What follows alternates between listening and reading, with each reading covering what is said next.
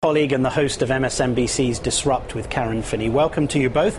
Congressman, if I might begin with you, General Alexander today revealed that this information helped prevent separate attacks on the New York subways and the New York Stock Exchange.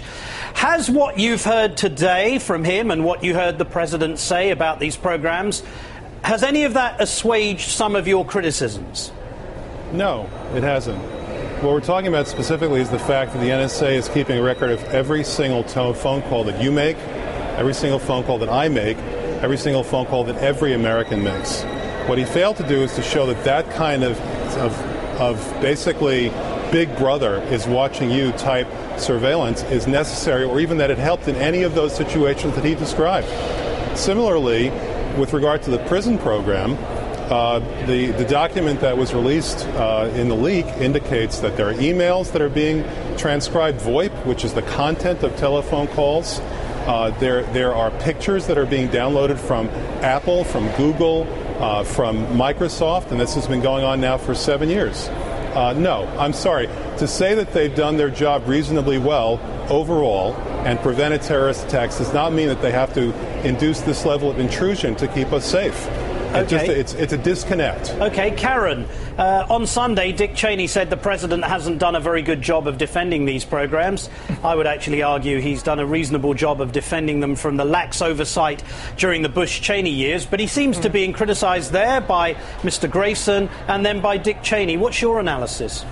You know, look, I think, number one, this is very hard, but I want Democrats to remember we had warrantless wiretapping in the Bush years. Then we said we wanted a process, and that process would include the FISA courts and Congress, which is what we now have in place. I think if we want to have a conversation about whether or not that is adequate in terms of transparency and accountability, which I think we should have that conversation, let's have that conversation. But I don't think we should fault the president for following the process that we said that we wanted. That being said, I have to tell you, I'm very uncomfortable with how much credence we have given to one 29-year-old man. I've called him a kid before, inadvertently. I will say he's a man. Because, I mean, I don't know that everything he's telling us is the truth either. And so I think part of the problem in this story for many Americans is we're trying to sort out between two different opposites where the truth really lies. And I'm not sure that we've really gotten it yet. Okay. Congressman, aren't you being as counterfactual as the NRA when you invoke North Korea and Nazi Germany? I mean, the NRA says a bill which prohibits a gun registry is actually an echo of Hitler. And, of course, you've mentioned the Nazis in connection with the NSA. Martin, let me ask you, how do you feel about the fact that the government's keeping a record of every single phone call you make? Are you happy with that, or are you unhappy with that? Well, if you wouldn't mind, sir, I'm merely here to ask you certain questions, and our viewers have absolutely no interest in my view. They're interested in your view as an elected member of Congress and a responsible member of Congress. And what I'm asking you is, do you think you were being as counterfactual as the NRA by invoking Hitler and North Korea? Martin, you are completely missing the point. The point is that we're taking measures that are not correlated in any sense with our safety, and even if they were, it would be beneath our dignity as human beings. That's what this is all about. All right, listen, you could always make people safer by taking extreme measures. If, for instance, we lowered the speed limit to 10 miles per hour, people would be safer. If we outlawed knives and forks, people would be safer. If we made everybody fly on the airlines naked, people would be safer. None of those things corresponds to my sense of human dignity, and I think I'm not the only one who feels that way. So I'm not sure how safe they'd be if I was naked on an airline, but Karen, you wanted to intervene. Well, I just wanted to say that, I mean, some of what I've read from technologists suggest that some of the characterizations that we've gotten from Snowden are inaccurate. So to say, you know, again, this is where I say trying to sort through and find the truth.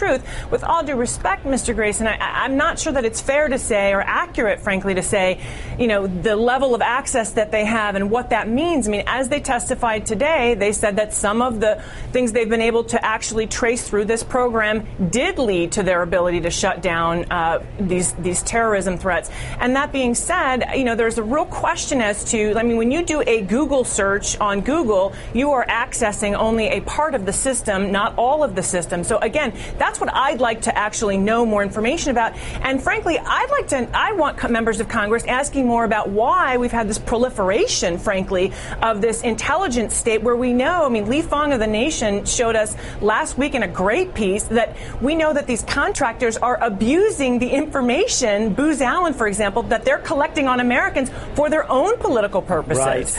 Right. Okay, well, Mr. Grayson, let me play you something else that the president said during his interview with Mr. Charlie Rose. Take a listen to this.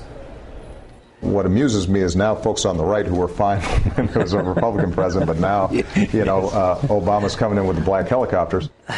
Mr. Grayson, do you find it a little bit galling to see conservatives who embraced these programs and, in fact, far worse, and now they suddenly have a problem with this because, of course, there's a Democrat in the White House? Well, yes, but again, that's beside the point. This is not about President Obama. This is not about Snowden. This is about us.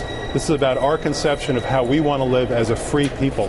And again, it grossly offends me to have the government surveilling individuals' emails, their photos that they post online, every single telephone call that they make. That is not my sense of the kind of country I want to live in. That is not America. It's irrelevant what